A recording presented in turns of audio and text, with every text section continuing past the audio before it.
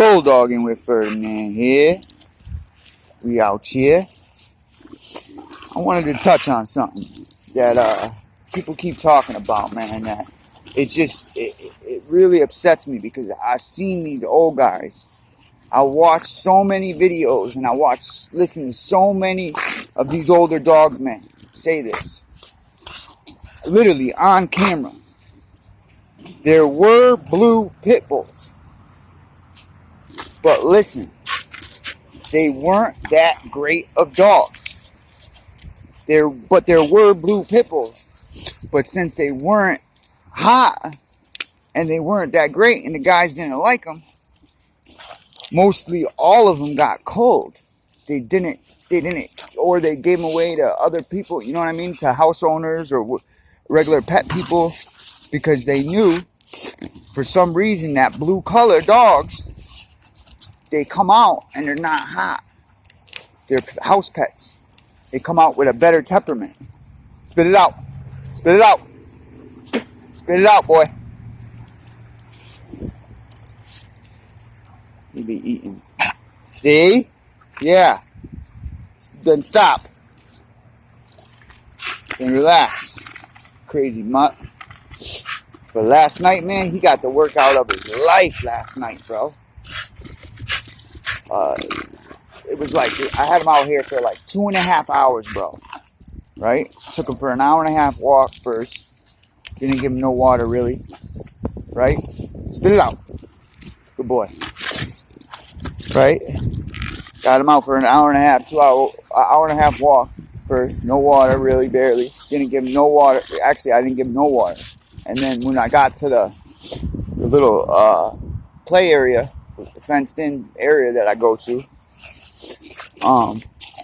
these kids showed up that I knew.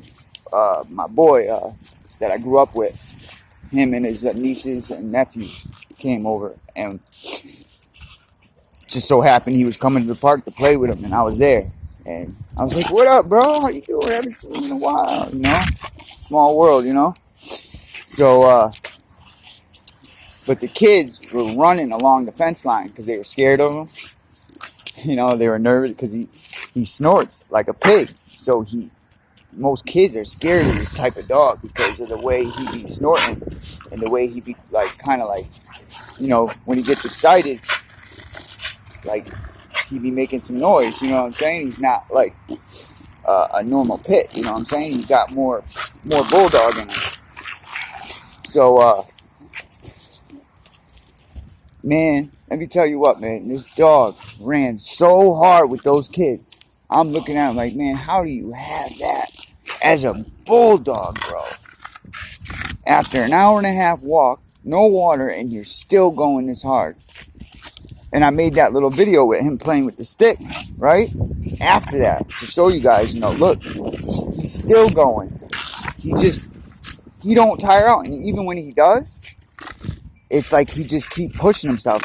He don't wanna. He just keeps going. He's like, nah, you know what? I'm gonna keep going.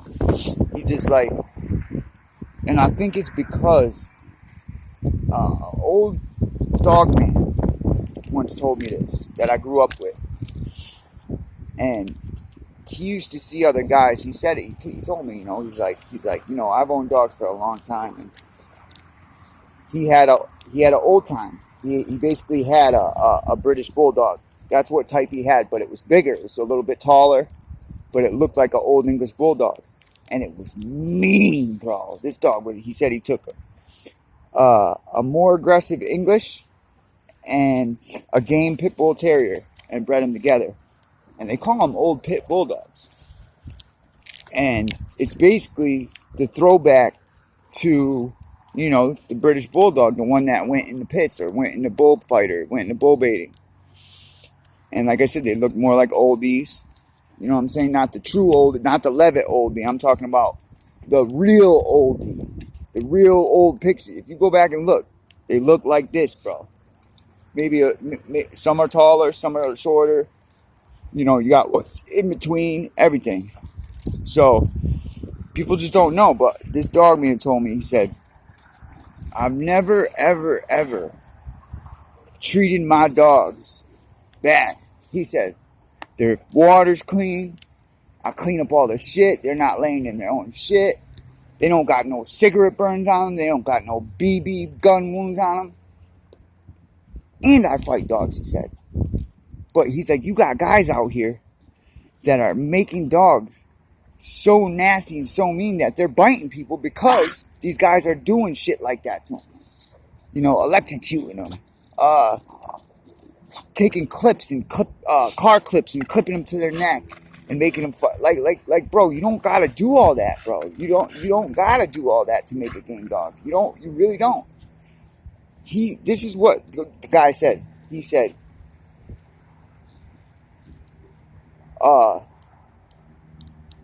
if you care for your dog and what you do for your dog, the more he will do for you. The more you'll do for your dog, the more he's going to do for you. This is what he said to me. He said, I've had a more game dog, because his dog Hercules was a champion. He said, now I've never not once hurt this dog at all, except for a little tap on the butt every now and again when he ain't listening. Or I grab him by his collar, and he knows right away. And he said, and the dog's a champion. And he said, it's because if a dog wants to fight for you, he's going to fight for you. And he's not going to fight for you if you treat him like shit. What do you think? Oh, let him live in feces, put cigarette butts out on him, be so mean to him that he's aggressive to people too, and you think he's going to get in the ring and give his all for you? Absolutely not. Ask any of these older dogmen. In any of those pictures, do you see those dogs looking like cigarette burns or BB gun wounds on them?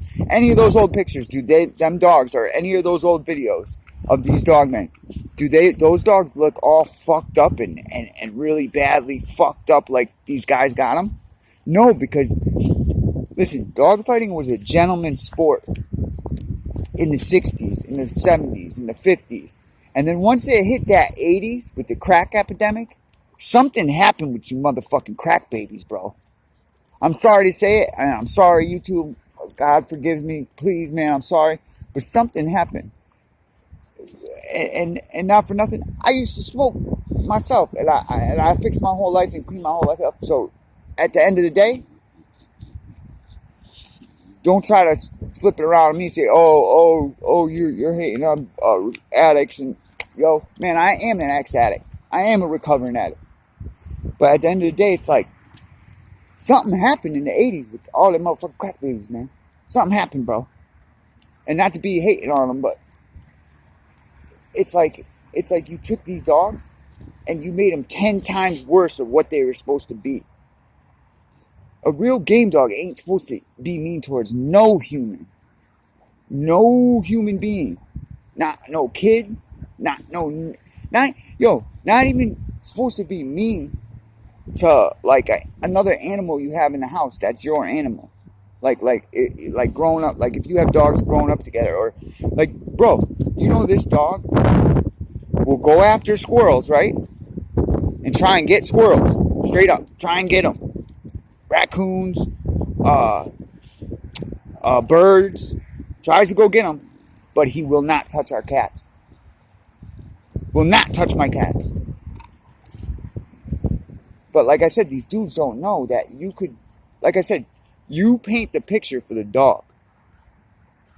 But I just had to mention it because it's like these dudes, man. I saw that video of Buck City Kennels and I was like, man, yo, really? Cigarette burns?